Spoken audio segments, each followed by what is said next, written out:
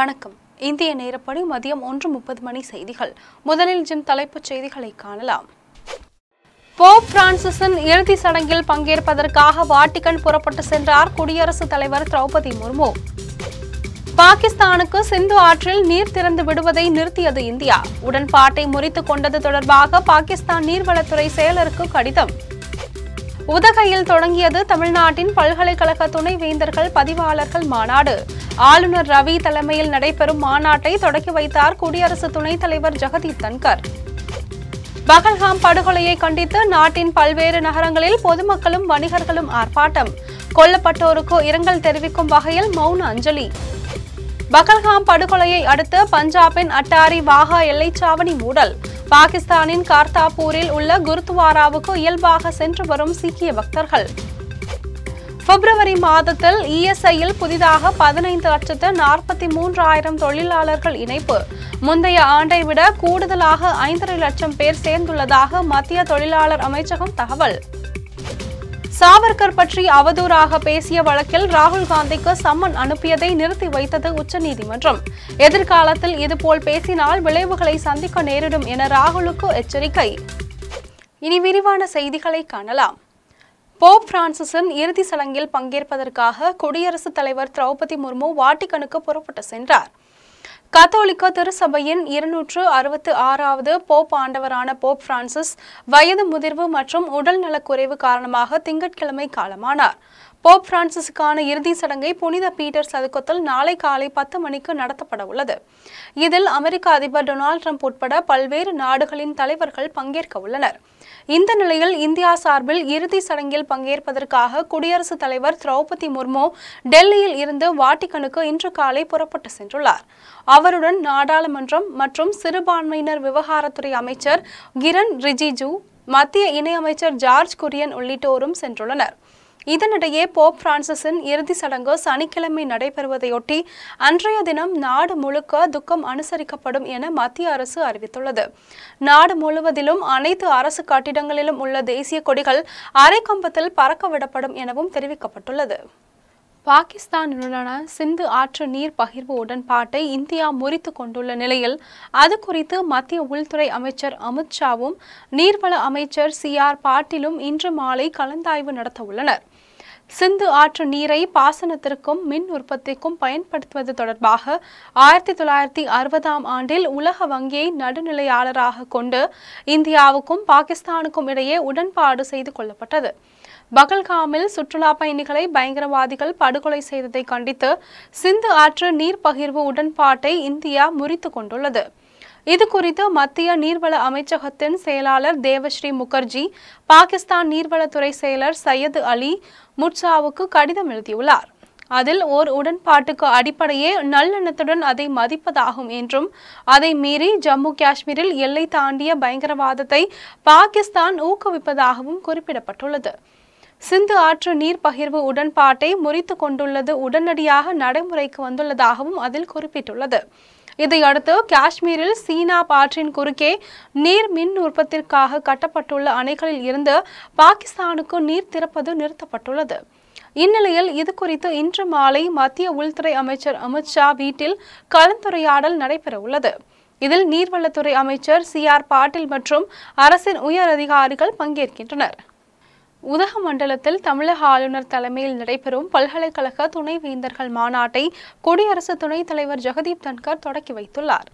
தமிழ்நாட்டில் மாநில அரசின் பல்கலைக்கழகங்கள் அனைத்துக்கும் அலுவல் முறைப்படி ஆளுநரே வேந்தராவார். இந்நிலையில் மாநில பல்கலைக்கழகங்களுக்கு முதலமைச்சர் வேந்தர் என்று கூறி சட்டமன்றத்தில் நிறைவேற்றிய மசோதாவுக்கு ஆளுநர் ஒப்புதல் அளிக்காமல் இருந்தார். இதையடுத்து தனக்குள்ள சிறப்புரிமையை பயன்படுத்தி அந்த மசோதாவுக்கு உச்சநீதிமன்றம் ஒப்புதல் அளித்தது. இதையடுத்து பல்கலைக்கழகங்களின் வேந்தர் என்ற முறையில் ஏப்ரல் 16ஆம் நாள் தலைமை செயலகத்தில் பல்கலைக்கழக துணைவேந்தர்கள் பதிவாளர்களின் கலந்துரையாடல் கூட்டம் நடைபெற்றது. இந்நிலையில் மாநில பல்கலைக்கழகங்கள், மத்திய பல்கலைக்கழகங்கள், தனியார் பல்கலைக்கழகங்களின் துணைவேந்தர்கள் பதிவாளர்கள் மாநாடு ஆளுநர் RN ரவி தலைமையில் உதகையில் இன்று தொடங்கியுள்ளது. இந்த மாநாட்டை குடியரசு துணைத் தலைவர் ஜெகதீப் தன்கர் தொடக்கி வைத்துள்ளார். இதில் பல்கலைக்கழகங்களின் துணைவேந்தர்கள் பதிவாளர்கள் கலந்து கொண்டுள்ளனர். பகல்காம் படுகொலையை கண்டித்து நாட்டின் பல்வேறு நகரங்களில் பொதுமக்களும் வணிகர்களும் ஆர்ப்பாட்டத்தில் ஈடுபட்டனர். காஷ்மீரின் பகல்காமில் சுற்றுலா சென்ற பயணிகளை பயங்கரவாதிகள் சுட்டுக் கொன்றனர். இதற்கு நாடு முழுவதும் கடும் கண்டனம் எழுந்துள்ளது. இந்நிலையில் பயங்கரவாத செயலை கண்டித்து தில்லியில் வணிகர் சங்கத்தினர் திரண்டு பேரணியாக சென்றனர். இந்த பேரணியில் பாஜக நாடாளுமன்ற உறுப்பினர் பிரவீன் கண்டேல்வால் சேர்ந்து கொண்டார். முதன்மையான சாலைகள் வழியே பேரணியாக வந்தவர்கள் பாகிஸ்தானுக்கு எதிராக முழக்கமிட்டனர். தில்லி செங்கோட்டை முன் பேரணி நிறைவடைந்தது. அங்கு ஆர்ப்பாட்டத்தில் ஈடுபட்ட வணிகர் சங்கத்தினர் பயங்கரவாதிகளுக்கு எதிராகவும் பாகிஸ்தானுக்கு எதிராகவும் முழக்கமிட்டனர். இமாச்சல பிரதேசம் தலைநகர் சிம்ராவில் உள்ள மாநில தலைமை செயலகத்தில் பகல்காமில் கொல்லப்பட்டோருக்கு மௌன அஞ்சலி செலுத்தப்பட்டது. பகல்காம் படுகொலையை கண்டித்து ஆந்திர மாநிலம் விஜயவாடாவில் ஜனசேனா கட்சியினர் ஆர்ப்பாட்டத்தில் ஈடுபட்டனர். பகல்காம் படுகொலையை அடுத்து இந்தியா பாகிஸ்தான் எல்லையில் எழுந்துள்ள பதற்றத்தால் அட்டாரி வாகா எல்லை மூடப்பட்டுள்ள நிலையில் பஞ்சாபின் சீக்கிய பக்தர்கள் பாகிஸ்தானில் உள்ள குருத்வாராவுக்கு இயல்பாக சென்று வருகின்றனர். இந்தியாவுக்கு சுற்றுலா வந்துள்ள பாகிஸ்தான் நாட்டவர் இங்கிருந்து 2 நாளைக்குள் வெளியேற வேண்டும் என்று கெடு விதிக்கப்பட்டுள்ளது. இதையடுத்து பஞ்சாபில் பாகிஸ்தான் உடனான எல்லையான அட்டாரி வாகா எல்லை சாவடியில் போக்குவரத்து வணிக தொடர்புகள் நிறுத்தப்பட்டுள்ளன. சுற்றுலா வந்துள்ளோர் உரிய ஆவணங்களை காட்டி நாடு திரும்ப மட்டுமே அனுமதிக்கப்பட்டு வருகிறது. அதே நேரத்தில் பஞ்சாபின் குருதாஸ்பூர் மாவட்டத்தில் இருந்து பாகிஸ்தானின் கர்தாப்பூரில் உள்ள குருத்வாராவுக்கு சீக்கிய பக்தர்கள் தொடர்ந்து வழிபாட்டுக்கு சென்று வருகின்றனர். பிப்ரவரி மாதத்தில் தொழிலாளர் அரசு ஈட்டுறுதி கழகத்தில் புதிதாக 15,43,000 தொழிலாளர்கள் இணைந்துள்ளதாக மத்திய தொழிலாளர் அமைச்சகம் தெரிவித்துள்ளது. தொழிலாளர்களுக்கு இலவச மருத்துவம் கிடைக்க தொழிலாளர் அரசு ஈட்டுறுதி கழகம் ஏற்படுத்தப்பட்டுள்ளது. முந்தைய ஆண்டை விட நடப்பாண்டில் கூடுதலாக 5,66,000 பேர் தொழிலாளர் அரசு ஈட்டுறுதி கழகத்தில் சேர்ந்துள்ளதாக அமைச்சகம் குறிப்பிட்டுள்ளது. புதிதாக சேர்ந்தோரில் 7,36,000 பேர் 25 வயதுக்கு உட்பட்ட இளைஞர்கள் என்றும் 3,35,000 பேர் பெண்கள் என்றும் தொழிலாளர் அமைச்சகம் குறிப்பிட்டுள்ளது. விநாயக் தாமோதர் சாவர்கர் பற்றி அவதூறாக பேசிய வழக்கில் விசாரணைக்கு வரும்படி ராகுல் காந்திக்கு உத்தரப்பிரதேச நீதிமன்றம் அனுப்பிய சம்மனை உச்சநீதிமன்றம் நிறுத்தி வைத்துள்ளது. விநாயக் தாமோதர் சாவர்கர் பிரிட்டிஷாருடன் கூட்டு சேர்ந்து செயல்பட்டதாகவும் இதற்காக அவர்களிடம் இருந்து ஓய்வூதியம் பெற்று வந்ததாகவும் ராகுல் காந்தி பேசியிருந்தார். இது தொடர்பாக தொடுக்கப்பட்ட அவதூறு வழக்கில் விசாரணைக்கு ஆஜராகும்படி கடந்த ஆண்டு டிசம்பர் மாதத்தில் லக்னோ நீதிமன்றம் ராகுல் காந்திக்கு சம்மன் அனுப்ப உத்தரவிட்டது. இந்த சம்மன் அனுப்பியதை ரத்து செய்ய கோரி அலகாபாத் உயர்நீதிமன்றத்தில் ராகுல் காந்தி முறையிட்டார். முறையீட்டை ஏற்றுக்கொள்ள மறுத்துவிட்ட உயர்நீதிமன்ற நீதிபதி சுபாஷ் வித்யார்த்தி அதை தள்ளுபடி செய்தார். உயர்நீதிமன்ற உத்தரவுக்கு தடை விதிக்க கோரி உச்சநீதிமன்றத்தில் ராகுல் காந்தி சார்பில் முறையிடப்பட்டது. இந்த மனுவை விசாரித்த நீதிபதிகள் திபங்கர் தத்தா, மன்மோகன் ஆகியோர் அமர்வு ராகுல் காந்திக்கு சம்மன் அனுப்பிய உத்தரவை நிறுத்தி வைத்தது. அத்துடன் இனி எதிர்காலத்தில் இதுபோன்று அவதூறாக பேசக்கூடாது என்றும் மீறி பேசினால் விளைவுகளை எதிர்கொள்ள வேண்டியிருக்கும் என்றும் நீதிபதிகள் தெரிவித்தனர். முதலமைச்சருக்கு போட்டியாக பல்கலைக்கழக துணைவேந்தர்கள் மாநாட்டை நடத்தும் ஆளுநரை கண்டித்து சென்னையில் மார்க்சிஸ்ட் கம்யூனிஸ்ட் கட்சியினர் கண்டன ஆர்ப்பாட்டத்தில் ஈடுபட்டனர். உதகில் பல்கலைக்கழக துணைவேந்தர்கள் மாநாட்டை தமிழ்நாடு ஆளுநர் RN ரவி நடத்தி வருகிறார். இந்த மாநாட்டை குடியரசு துணைத் தலைவர் ஜெகதீப் தன்கர் தொடங்கி வைத்தார். முதலமைச்சருக்கு போட்டியாக ஆளுநர் மாநாடு நடத்துவது ஜனநாயகத்துக்கு எதிரானது என கூறி அதற்கு எதிர்ப்பு தெரிவித்து சென்னையில் சைதாப்பேட்டையில் மார்க்சிஸ்ட் கம்யூனிஸ்ட் கட்சியினர் ஆர்ப்பாட்டத்தில் ஈடுபட்டனர். இதேபோல் நுங்கம்பாக்கத்தில் மத்திய அரசு அலுவலகமான சாஸ்திரி பவன் முன்பும் மார்க்சிஸ்ட் கம்யூனிஸ்ட் கட்சியினர் முற்றுகை ஆர்ப்பாட்டத்தில் ஈடுபட்டனர். அப்போது காவல்துறையினருக்கும் அவர்களுக்கும் இடையே வாக்குவாதமும் மோதலும் ஏற்பட்டது. இதேபோல் ஆளுநர் வருகை எதிர்ப்பு தெரிவித்து உதகை மத்திய பேருந்து நிலையம் அருகில் ஆர்ப்பாட்டம் நடைபெற்றது. இதில் தந்தை பெரியார் திராவிடர் கழகம், தமிழ் புலிகள் கட்சி, விடுதலை சிறுத்தைகள் கட்சி, மக்கள் அதிகாரம் அமைப்பு, ஆதித்தமிழர் பேரவை ஆகியவற்றை சேர்ந்தவர்கள் கலந்து கொண்டு ஆளுநருக்கு எதிராக முழக்கமிட்டனர். சாலையில் அமர்ந்து போராட்டத்தில் ஈடுபட்டவர்களை காவல்துறையினர் குண்டுகட்டாக தூக்கி சென்று கைது செய்தனர். பஹல்காம் தாக்குதல் பயங்கரவாதிகளின் வீடுகள் குண்டு வைத்து தகர்க்கப்பட்டுள்ளது. ஜம்மு காஷ்மீரின் அனந்த்நாக் மாவட்டம் பஹல்காம் பகுதியில் கடந்த 22ஆம் தேதி சுற்றுலா பயணிகளை குறிவைத்து பயங்கரவாதிகள் துப்பாக்கி சூடு தாக்குதல் நடத்தினர். இந்த தாக்குதலில் 28 பேர் கொல்லப்பட்டனர். பாகிஸ்தானில் செயல்பட்டு வரும் லஷ்கர்-இ-தொய்பா பயங்கரவாத அமைப்பின் கிளை அமைப்பான தி ரெசிடென்ட்ஸ் ஃப்ரண்ட் இந்த தாக்குதலுக்கு பொறுப்பேற்றுள்ளது. காஷ்மீரை சேர்ந்த அட்டில் ஹுசேன் தோஹர், ஆஷிப் சேக் ஆகிய 2 பயங்கரவாதிகள், 4 பாகிஸ்தான் பயங்கரவாதிகள் இந்த தாக்குதலை நடத்தியுள்ளனர். இந்த பயங்கரவாதிகளை பிடிக்க பாதுகாப்பு படையினர் தொடர்ந்து தேடுதல் வேட்டையில் ஈடுபட்டு வருகின்றனர். இந்நிலையில் சுற்றுலா பயணிகளை சுட்டுக் கொன்ற பயங்கரவாதிகள் அட்டில் ஹுசேன் தோஹர், ஆசிப் ஷேக்கின் வீடுகள் பாதுகாப்பு படையினரால் வெடிகுண்டு வைத்து தகர்க்கப்பட்டுள்ளது. அனந்த்நாக் மற்றும் அவந்திபுராவில் இருந்து வீடுகள் தகர்க்கப்பட்டுள்ளன. அதிமுக பொதுச் செயலாளர் எடப்பாடி பழனிசாமி தலைமையில் மாவட்ட செயலாளர்கள் கூட்டம் இன்று நடைபெற உள்ளது. பரபரப்பான அரசியல் சூழ்நிலையில் அதிமுக மாவட்ட செயலாளர்கள் கூட்டம் இன்று நடைபெறும் என அறிவிக்கப்பட்டிருந்தது. அதன்படி அதிமுக பொதுச் செயலாளர் எடப்பாடி பழனிசாமி தலைமையில் மாவட்ட செயலாளர்கள் கூட்டம் இன்று மாலை நடைபெற உள்ளது.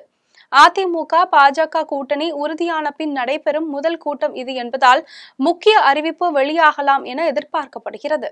குரூப் 4 தேர்வு எழுத இன்று முதல் இணையதளம் மூலம் விண்ணப்பிக்கலாம் என்று தெரிவிக்கப்பட்டுள்ளது. இளநிலை உதவியாளர், VAO உள்ளிட்ட பணியிடங்களுக்காக நடத்தப்படும் குரூப் 4 தேர்வு தேதியை TNPSC வெளியிட்டுள்ளது. வரும் ஜூலை 12ஆம் தேதி காலை 9:30 மணி முதல் 12:30 மணி வரை நடைபெறும் என்று தெரிவிக்கப்பட்டுள்ளது. இன்று முதல் அடுத்த மாதம் 24ஆம் தேதி வரை இந்த தேர்வு எழுத விண்ணப்பிக்கலாம் என்று தெரிவிக்கப்பட்டுள்ளது. இந்த குரூப் 4 தேர்வு மூலம் 3935 பணியிடங்கள் நிரப்பப்படும் என்று TNPSC தெரிவித்துள்ளது. இந்த பணியிடங்களுக்கு விண்ணப்பிக்க குறைந்தபட்ச கல்வி தகுதி 10ஆம் வகுப்பாகும். IPL போட்டியை காண வரும் ரசிகர்கள் போட்டியின் டிக்கெட்டை காண்பித்து மெட்ரோ ரயில்களில் இலவசமாக பயணிக்கலாம் என்று தெரிவிக்கப்பட்டுள்ளது. சென்னை மெட்ரோ ரயில் நிர்வாகம் வெளியிட்டுள்ள அறிக்கையில், சென்னை சேப்பாக்கம் மைதானத்தில் இன்று நடைபெறவுள்ள IPL போட்டியை காண வரும் ரசிகர்கள் போட்டியின் டிக்கெட்டை காண்பித்து மெட்ரோ ரயில்களில் இலவசமாக பயணிக்கலாம் என்று தெரிவித்துள்ளது.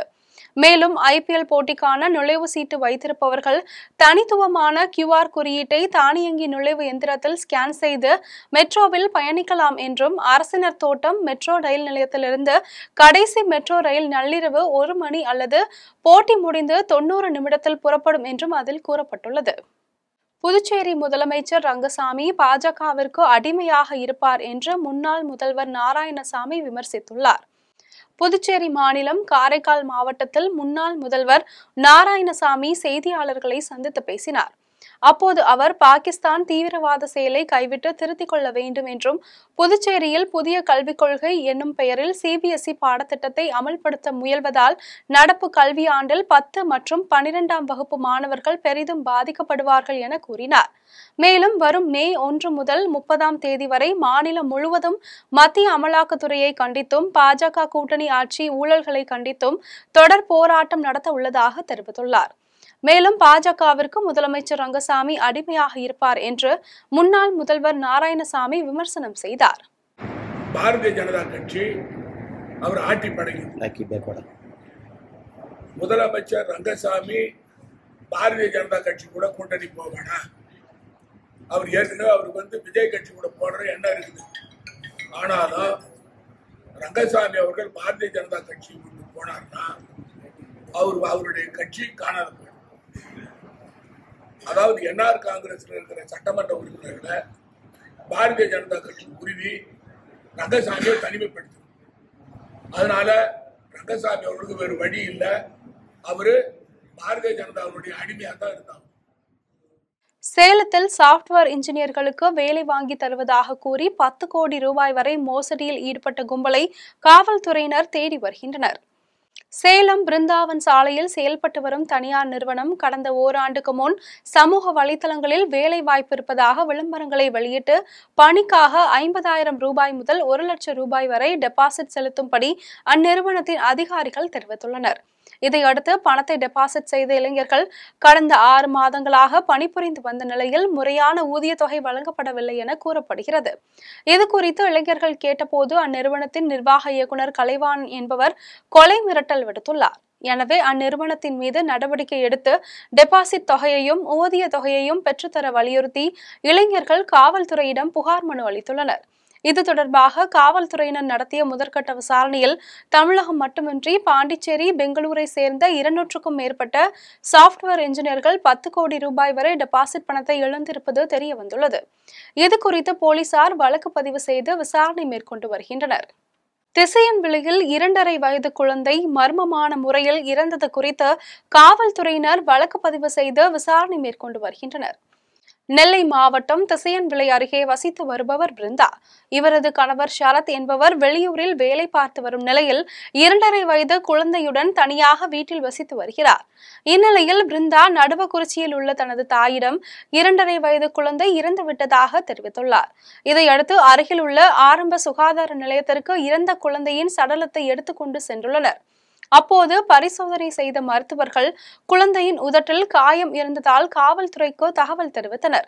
இதையடுத்து காவல்துறையினர் பிருந்தாவிடம் நடத்திய விசாரணையில் சில நபர்கள் குழந்தையின் தாய் பிருந்தாவை அழைத்துக் கொண்டு வெளியில் சென்றதாகவும், பின்னர் அவர்களது உறவுக்கு குழந்தை இடையூறாக இருந்ததால் குழந்தையை தூங்க வைப்பதாக கூறி அந்த நபர்கள் எடுத்து சென்றுள்ளனர். பின்னர் இறந்த நிலையில் குழந்தையை பிருந்தாவிடம் ஒப்படைத்துள்ளதாக முதற்கட்ட விசாரணையில் தெரிய வந்துள்ளது. 2.5 வயது குழந்தை மர்மமான முறையில் இறந்தது குறித்து காவல்துறையினர் வழக்கு பதிந்து விசாரணை நடத்தி வருகின்றனர். திருவண்ணாமலை செங்கம் சாலையில் சரக்கு லாரி ஒன்று அரசு பேருந்தின் மீது மோதிய விபத்தில் பேருந்து ஓட்டுநர் தலையில் பலத்த காயம் ஏற்பட்டது. கிருஷ்ணகிரி டவுன் பகுதியை சேர்ந்த அரசு பேருந்து ஒன்று திருவண்ணாமலை மத்திய பேருந்து நிலையத்திலிருந்து புறப்பட்டு சென்றது.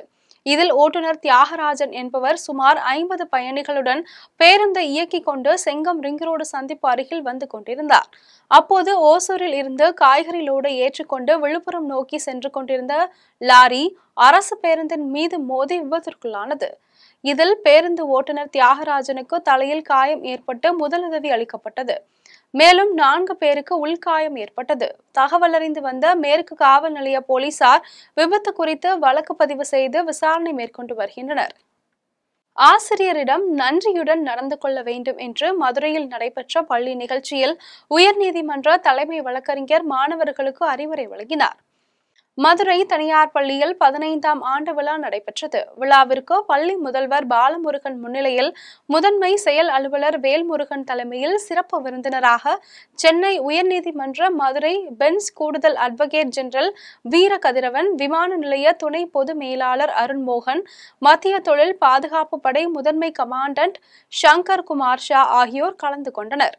அப்போது பேசிய உயர்நீதிமன்ற தலைமை வழக்கறிஞர் வீரகதிரவன், ஆசிரியரிடம் நன்றியுடனும் விசுவாசத்துடனும் நடந்து கொள்ள வேண்டும் என்றும், எந்த துறையை தேர்ந்தெடுத்தாலும் அந்த துறையில் வெற்றி பெற வேண்டும் என்றும் மாணவர்களுக்கு அறிவுரை கூறினார். திண்டுக்கல் அருகே கல்லறைமேடு பகுதிகளில் முறிந்து விழும் தருவாயில் உள்ள மரங்களை அகற்ற வேண்டும் என்று அப்பகுதி பொதுமக்கள் கோரிக்கை விடுத்துள்ளனர். திண்டுக்கல் மாவட்டம் கொடைக்கானல் வத்தலகுண்டு பிரதான மலைசாலையில் கல்லறைமேடு அருகே ராட்சத மரம் முறிந்து சாலையின் குறுக்கே விழுந்ததில் சாலையின் ஓரத்தில் நிறுத்தப்பட்டிருந்த கார் மற்றும் மாருதி வேன், இருசக்கர வாகனம் உள்ளிட்ட 3 வாகனங்கள் சேதமடைந்துள்ளது. இதனால் சுமார் 1 மணி நேரத்திற்கும் மேலாக போக்குவரத்து பாதிப்பு ஏற்பட்டது. தகவல் அறிந்து விரைந்து வந்த தீயணைப்பு துறையினர் மரம் அறுக்கும் இயந்திரம் கொண்டு மரத்தை அப்புறப்படுத்தும் பணியில் ஈடுபட்டனர். அதேபோல் முறிந்து விழும் தருவாயில் உள்ள மரங்களை விபத்து ஏற்படுவதற்கு முன் அகற்ற வேண்டும் என்று அப்பகுதி பொதுமக்கள் கோரிக்கை விடுத்துள்ளனர். கள்ளக்குறிச்சி அருகே மின் கம்பங்கள் அமைத்து தர வலியுறுத்தி கையில் தீப்பந்தத்தை ஏந்தியபடி அப்பகுதி மக்கள் போராட்டத்தில் ஈடுபட்டுள்ளனர். கள்ளக்குறிச்சி மாவட்டம் ரிஷிவந்தியம் சட்டமன்ற தொகுதிக்கு உட்பட்ட அரியந்தக்கா பட்டியலின பகுதியில் 200க்கும் மேற்பட்ட குடும்பங்கள் வசித்து வருகின்றனர். இந்நிலையில் கடந்த 50 ஆண்டு காலமாக மின்கம்பம் இல்லாமல் அவதிப்பட்டு வருவதாக அப்பகுதி மக்கள் வேதனை தெரிவித்துள்ளனர். பட்டியலின பகுதியில் மொத்தம் உள்ள 4 வீதிகளில் 3 வீதிகள் மின்கம்பம் இல்லாமல் இருளில் மூழ்கி கிடப்பதால் விவசாய நிலங்களில் இருந்து வரும் விஷ ஜந்துக்கள் வீட்டில் புகுந்து அச்சத்தை ஏற்படுத்துவதாக தெரிவித்தனர். இது குறித்து புகார் அளித்தும் எந்த ஒரு நடவடிக்கையும் எடுக்காத காரணத்தால் மின் கம்பங்கள் அமைத்து தர வலியுறுத்தி அப்பகுதி மக்கள் கையில் தீப்பந்தங்களை ஏந்தியபடி போராட்டத்தில் ஈடுபட்டுள்ளனர். பொன்னேரியில் மாவட்ட ஆட்சியர் புத்தக கண்காட்சியை திறந்து வைத்து போட்டித் தேர்வுக்கு தயாராகும் மாணவ மாணவியருடன் கலந்துரையாடினார். திருவள்ளூர் மாவட்டம் பொன்னேரியில் உள்ள முழுநேர கிளை நூலகத்தில் புத்தக கண்காட்சியை மாவட்ட ஆட்சியர் பிரதாப் குத்துவிளக்கேற்றி தொடங்கி வைத்தார். போட்டித் தேர்வு நூல்கள், சட்ட நூல்கள், இதழியல், அரசியல் அமைப்பு, சட்டம், முகப்புரை போன்ற பல்வேறு புத்தகங்கள் இந்த கண்காட்சியில் காட்சிப்படுத்தப்பட்டுள்ளன. அவற்றை பார்வையிட்ட ஆட்சியர் இந்த கண்காட்சி அனைவருக்கும் பயனுள்ளதாக இருக்கும் என தெரிவித்தார். தொடர்ந்து போட்டித் தேர்வுக்கு தயாராகும் மாணவ மாணவியர்களுடன் கலந்துரையாடி போட்டித் தேர்வுக்கான நூல்களை பெற்று வழங்குவதாக கூறினார். வேலூரில் தமிழில் பெயர் பலகை வைப்பது தொடர்பாக மாநகராட்சி ஆய்வுக் கூட்டம் நடைபெற்றது. வேலூர் மாநகராட்சிக்கு உட்பட்ட பகுதிகளில் உள்ள கடைகள், வணிக நிறுவனங்கள், உணவகங்களில் தமிழில் பெயர் பலகை வைப்பது தொடர்பாக மாநகராட்சி ஆணையர் ஜானகி, மேயர் சுஜாதா, துணை மேயர் சுனில் ஆகியோர் முன்னிலையில் ஆய்வுக் கூட்டம் நடைபெற்றது. இதில் பெயர் பலகையை மாற்றுவதற்கு மே 15ஆம் தேதி வரை அவகாசம் கொடுக்கப்பட்டுள்ளது என்றும், அதற்கு பிறகு மாற்றம் செய்யப்படாத நிறுவனங்களுக்கு மே 16 முதல் 31 வரை நோட்டீஸ் கொடுக்கப்பட்டு 2000 ரூபாய் அபராதம் விதிக்கப்படும் என தெரிவிக்கப்பட்டுள்ளது. மேலும் பெயர் பலகைகளை தங்கிலீஷில் வைக்காமல் தூய தமிழில் வைக்க விழிப்புணர்வு செய்து ஆவணம் செய்யுமாறு வியாபாரிகள் சங்கத்தினர் கோரிக்கை வைத்தனர். இதில் வணிக நிறுவனங்கள், கடை உரிமையாளர்கள், வியாபாரிகள், சங்க பிரதிநிதிகள் உட்பட ஏராளமானோர் கலந்து கொண்டனர். திருவொற்றியூரில் அமலாக்கத்துறையை கண்டித்தும் வக்பு திருத்த சட்டத்தை திரும்ப பெற வலியுறுத்தியும் காங்கிரஸ் கட்சியினர் கண்டன ஆர்ப்பாட்டத்தில் ஈடுபட்டனர். திருவொற்றியூர் தபால் அலுவலகம் அருகே வடசென்னை கிழக்கு மாவட்ட தலைவர் திரவியம் தலைமையில் வடக்கு மாவட்ட மீனவர் காங்கிரஸ் சார்பில் கண்டன ஆர்ப்பாட்டம் நடைபெற்றது. இதில் இந்திய தேசிய காங்கிரஸை சேர்ந்த சோனியா காந்தி மற்றும் ராகுல் காந்தி மீது அமலாக்கத்துறை குற்றப்பத்திரிகை தாக்கல் செய்ததை கண்டித்தும் வக்பு திருத்த சட்டத்தை திரும்ப பெற வலியுறுத்தியும் ஆர்ப்பாட்டம் நடத்தினர். இந்த ஆர்ப்பாட்டத்தில் காங்கிரஸ் நிர்வாகிகள் கலையரசன், கமலிகா காமராஜ் உட்பட பலர் கலந்து கொண்டு சமையல் கேஸ் விலையை உயர்த்திய மத்திய பாஜக அரசை கண்டித்தும் கண்டன முழக்கமிட்டனர். பின்னர் காஷ்மீர் துப்பாக்கி சூட்டில் உயிரிழந்தவர்களுக்கு மெழுகுவர்த்தி ஏந்தி மௌன அஞ்சலி செலுத்தினர். பிரிவினைவாதத்தை தூண்டும் வகையில் பேசியதாக திமுகவை சேர்ந்த சுந்தரவள்ளி மீது பாஜக மகளிர் அணியினர் புகார் அளித்துள்ளனர். வேலூர் சத்துவாச்சாரியில் உள்ள மாவட்ட காவல் கண்காணிப்பாளர் அலுவலகத்தில் பாரதிய ஜனதா கட்சியின் மாவட்ட மகளிர் அணி தலைவர் செல்வி தலைமையில் பாஜகவினர் திமுகவை சேர்ந்த சுந்தரவள்ளி மீது நடவடிக்கை எடுக்குமாறு புகார் மனு அளித்துள்ளனர். அதில் பிரிவினைவாதம் மற்றும் மத கலவரத்தை தூண்டும் வகையில் பேசியதாகவும், இராணுவத்தின் மாண்பை சீர்குலைக்கும் வகையில் சமூக வலைதளங்களில் பதிவு வெளியிட்டதாகவும் கூறியுள்ளனர். மேலும் இறையாண்மைக்கு எதிராக பதிவிடும் திமுகவை சேர்ந்த சுந்தரவள்ளி மீது சட்டப்படி நடவடிக்கை எடுக்க வேண்டும் என்று பாஜக மாவட்ட செயலாளர் ஷக்கீலா மற்றும் வழக்கறிஞர் பிரிவு நாகராஜன் ஆகியோர் காவல் கண்காணிப்பாளரிடம் புகார் மனுவை அளித்தனர். காஷ்மீர்ல ஒரு பயங்கரவாத தாக்குதல் ஒன்று நடந்துச்சு. அதுல 27 பேர் உயிரிழந்திருக்காங்க. அவங்க இந்திய நாட்டை சேர்ந்தவங்க 27 பேர் உயிரிழந்திருக்காங்க. இது கொடூர தாக்குதல் நடந்திருக்கு. இதுக்கு சுந்தரவள்ளி அப்படிங்கிறவங்க என்ன சொல்லியிருக்காங்க அப்படின்னா, இது ஒரு துயர சம்பவம். நம்ம இந்தியா மட்டுமல்ல, உலக நாடுகளே ரொம்ப துயரத்துல இருக்கு. இந்த மாதிரி ஒரு சம்பவம் நடந்தது ரொம்ப ஒரு சுற்றுலா செல்ல போனவங்களுக்கு எதிர்பாராத விதமா இந்த மாதிரி ஒரு இது நடக்கும்னு யாருமே யோசிச்சிருக்க மாட்டாங்க. அப்ப அவ்வளவு ஒரு வருத்தத்துல இருக்கக்கூடிய நேரத்துல இவங்க அதையும் அரசியல் பண்ணிட்டு அவங்க என்ன சொல்லியிருக்காங்க அப்படின்னா, ராணுவத்தில் இருக்கவங்களே இந்த மாதிரி ஒரு தாக்குதலை நடத்திட்டு தீவிரவாதிகள் மேல சொல்றாங்க அப்படின்னு சொல்லியிருக்காங்க இந்த சுந்தரவள்ளி அவங்க. இது ராணுவத்தை மொத்தம் இந்திய ராணுவத்தை அவங்க ரொம்ப கொச்சைப்படுத்துற மாதிரி பேசியிருக்காங்க. இப்ப ராணுவத்துக்காக ஒரு தாய் தன் குழந்தைய பெற்று அங்க பாதுகாப்புக்கு அனுப்பும் போது அவங்களோட மனசு எவ்வளவு வேதனைப்படும், அந்த பணியில் இருக்கவங்களோட மனசு எவ்வளவு வேதனைப்படும் இந்த மாதிரி சொல்லும்போது. இவங்க பணத்துக்காக பேசுறாங்கிறது எல்லாருக்குமே தெரியும். ஆனா இந்த மாதிரி பேசும்போது மத்தவங்களோட மனசு புண்படுங்கிறத அவங்க யோசிக்கணும். 27 உயிர்கள் போனது இவங்க வருத்தமே கிடையாது. இவங்களுக்கு என்ன இதை அரசியல் பண்ணணும் அப்படிங்கறதா. மத்திய அரசாங்கத்தை எப்படியாச்சும் ஒரு குறை சொல்லணும், அவங்களுக்கு இது ஒண்ணுதான் அவங்களோட நோக்கமே தவிர மற்றபடி ஒரு வருத்தமோ எதுவுமே கிடையாது. இது ரொம்ப வன்மையா கண்டிச்சு மகளிர் அணி சார்பா எல்லாம் மன வருத்தத்தோட வேதனையோட நாங்க பெட்டிஷன் கொடுக்கறதுக்காக மகளிர் அணி சார்பா வந்திருக்கோம் வேலூர் மாவட்டத்தில். தமிழ்நாட்டில் பல்வேறு பகுதிகளில் ஜம்மு காஷ்மீரில் நடைபெற்ற பயங்கரவாத தாக்குதலில் உயிரிழந்தோருக்கு அஞ்சலி செலுத்தப்பட்டது. அதனை தற்போது சிறிய தொகுப்புகளாக காணலாம். சேலம் கோட்டை மைதானத்தில் பாஜக சார்பில் நடைபெற்ற நிகழ்வில் தேசிய ஜனநாயக கூட்டணியை சேர்ந்த கட்சியினர் கலந்து கொண்டு காஷ்மீரில் பயங்கரவாதிகள் தாக்குதலால் உயிரிழந்தோருக்கு மெழுகுவர்த்தி ஏற்றி புகைப்படங்கள் மீது மலர் தூவி அஞ்சலி செலுத்தினர். திண்டுக்கல் கொடைக்கானலில் உள்ள மூஞ்சிகள் பகுதியில் ஜம்மு காஷ்மீரில் நடத்தப்பட்ட தாக்குதலில் பலியானவர்களுக்கு பாஜக சார்பாக மலர்கள் தூவி மரியாதை செலுத்தினர். மேலும் இந்த தீவிரவாத தாக்குதலை கண்டித்து மாவட்ட துணைத் தலைவர் மதன் மற்றும் நகர தலைவர் சரவணன் தலைமையில் 100க்கும் மேற்பட்டோர் கலந்து கொண்டு கோஷங்களை எழுப்பினர். மேலும் நெல்லை களக்காட்டில் பஹல்காம் பயங்கரவாத தாக்குதலில் உயிரிழந்தோருக்கு எஸ்டிபிஐ கட்சி சார்பில் மாவட்ட தலைவர் பீர்மஸ்தான் தலைமையில் அமைதி கூட்டம் நடைபெற்றது. இதில் மாவட்ட துணைத் தலைவர் கலந்தை மீராசா, மாவட்ட பொதுச் செயலாளர் சிராஜ், அம்பை தொகுதி துணைத் தலைவர் ஷெரீப் ஆகியோர் கலந்து கொண்டு உயிரிழந்தவர்களுக்கு இரங்கலை தெரிவித்தும் அமைதி மற்றும் ஒற்றுமையை வலியுறுத்தியும் கையில் மெழுகுவர்த்தி ஏந்தி அமைதி கூட்டத்தில் பங்கேற்றனர். தேனி பெரியகுளம் புதிய பேருந்து நிலையம் அருகில் பாரதிய ஜனதா கட்சி மாவட்ட தலைவர் ராஜபாண்டி தலைமையில் காஷ்மீர் பஹல்காம் பயங்கரவாத தாக்குதலில் உயிரிழந்த 28 நபர்களுக்கு மலர் தூவி தீபம் ஏற்றி அஞ்சலி செலுத்தினர்.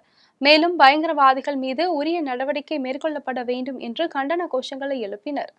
இதேபோல் கடலூர் விருத்தாச்சலம் ஜங்ஷன் சாலையில் உள்ள தபால் நிலையம் முன்பு பாஜக சார்பில் காஷ்மீரில் தீவிரவாதிகள் தாக்குதல் நடத்தியதில் உயிரிழந்தோருக்கு மாலை அணிவித்து மலர் தூவி 2 நிமிட மௌன அஞ்சலி செலுத்தினர்.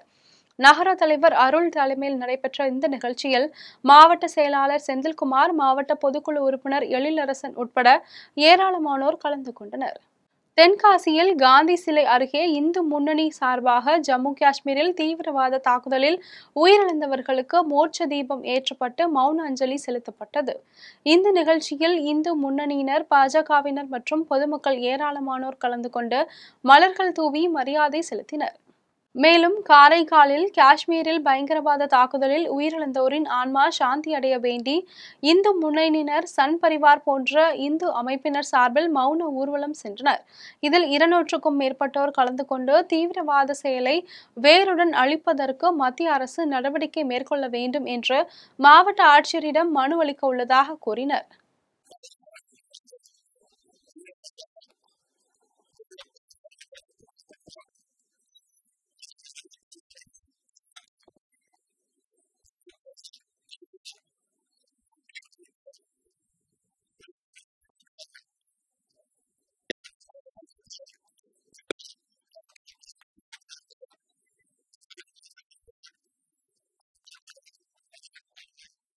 இனி வருவது விளையாட்டு செய்திகள்.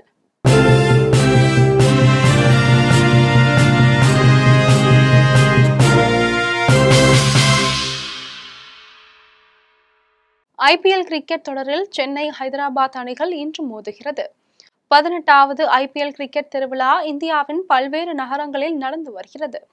இந்த நிலையில் சென்னை சேப்பாக்கத்தில் உள்ள எம்.ஏ. சிதம்பரம் ஸ்டேடியத்தில் இன்று இரவு 7:30 மணிக்கு நடைபெறும் 43வது லீக் ஆட்டத்தில் Chennai super Kings, Hyderabad Sunrisers அணிகள் மோதுகின்றன. சென்னை அணி புள்ளி பட்டியலில் கடைசி இடத்திலும், ஹைதராபாத் அணி 9வது இடத்திலும் உள்ளது. இனி வருவது வானிலை செய்திகள்.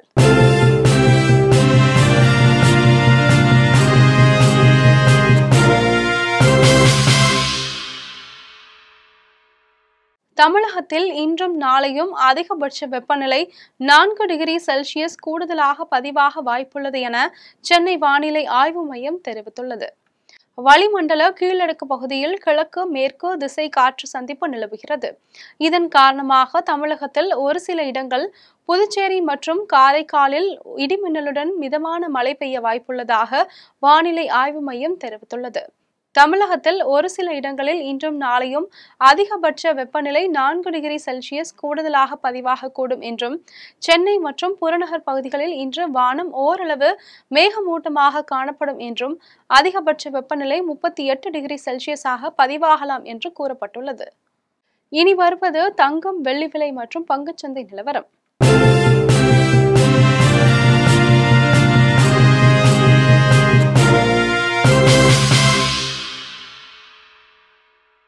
சென்னையில் ஆபரண தங்கத்தின் விலை ஒரு சவரன் 72,040 ரூபாய்க்கு விற்பனையாகிறது. சென்னையில் இன்று ஆபரண தங்கத்தின் விலை மாற்றமின்றி கிராமுக்கு 9,005 ரூபாய்க்கு விற்பனை செய்யப்படுகிறது. மேலும் ஒரு சவரன் 72,040 ரூபாய்க்கு விற்பனை செய்யப்படுகிறது. 24 கேரட் தூய தங்கம் ஒரு சவரன் 78,592 ரூபாய்க்கு விற்பனை செய்யப்படுகிறது. மேலும் 1 கிராம் வெள்ளி 111 ரூபாய்க்கும், 1 கிலோ வெள்ளி 1,11,000 ரூபாய்க்கும் விற்பனை செய்யப்படுகிறது. மும்பை பங்குச்சந்தை இன்று சரிவுடன் காணப்படுகிறது. மும்பை பங்குச்சந்தை குறியீட்டு எண் சென்செக்ஸ் 860 புள்ளிகள் குறைந்து 78,941 புள்ளிகளில் வணிகமாகிறது. தேசிய பங்குச்சந்தை குறியீட்டு எண் நிப்டி 286 புள்ளிகள் குறைந்து 23,960 புள்ளிகளில் வணிகமாகிறது. மீண்டும் ஜிம் தலைப்புச் செய்திகள். போப் பிரான்சிஸின் இறுதி சடங்கில் பங்கேற்பதற்காக வாட்டிகன் புறப்பட்டு சென்றார் குடியரசுத் தலைவர் திரௌபதி முர்மு. பாகிஸ்தானுக்கு சிந்து ஆற்றில் நீர் திறந்து விடுவதை நிறுத்தியது இந்தியா. உடன்பாட்டை முறித்துக் கொண்டது தொடர்பாக பாகிஸ்தான் நீர்வளத்துறை செயலருக்கு கடிதம். உதகையில் தொடங்கியது தமிழ்நாட்டின் பல்கலைக்கழக துணைவேந்தர்கள் பதிவாளர்கள் மாநாடு. ஆளுநர் ரவி தலைமையில் நடைபெறும் மாநாட்டை தொடக்கி வைத்தார் குடியரசு துணைத் தலைவர் ஜெகதீப் தன்கர். பகல்காம் படுகொலையை கண்டித்து நாட்டின் பல்வேறு நகரங்களில் பொதுமக்களும் வணிகர்களும் ஆர்ப்பாட்டம். கொல்லப்பட்டோருக்கு இரங்கல் தெரிவிக்கும் வகையில் மௌன அஞ்சலி. பகல்காம் படுகொலையை அடுத்து பஞ்சாபின் அட்டாரி வாகா எல்லைச்சாவடி மூடல். பாகிஸ்தானின் கார்தாபூரில் உள்ள குருத்வாராவுக்கு இயல்பாக சென்று வரும் சீக்கிய பக்தர்கள். பிப்ரவரி மாதத்தில் இஎஸ்ஐயில் புதிதாக 15,43,000 தொழிலாளர்கள் இணைப்பு. முந்தைய ஆண்டை விட கூடுதலாக 5.5 லட்சம் பேர் சேர்ந்துள்ளதாக மத்திய தொழிலாளர் அமைச்சகம் தகவல். சாவர்கர் பற்றி அவதூறாக பேசிய வழக்கில் ராகுல் காந்திக்கு சம்மன் அனுப்பியதை நிறுத்தி வைத்தது உச்சநீதிமன்றம். எதிர்காலத்தில் இதுபோல் பேசினால் விளைவுகளை சந்திக்க நேரிடும் என ராகுலுக்கு எச்சரிக்கை. இத்துடன் ஜெம் செய்திகள் நிறைவடைகின்றன. மீண்டும் ஜெம் செய்திகள் மாலை 6 மணிக்கு. உடனுக்குடன் செய்திகளை காண gemlive.tv என்ற இணையதளத்தில் இணைந்திருங்கள். நன்றி, வணக்கம்.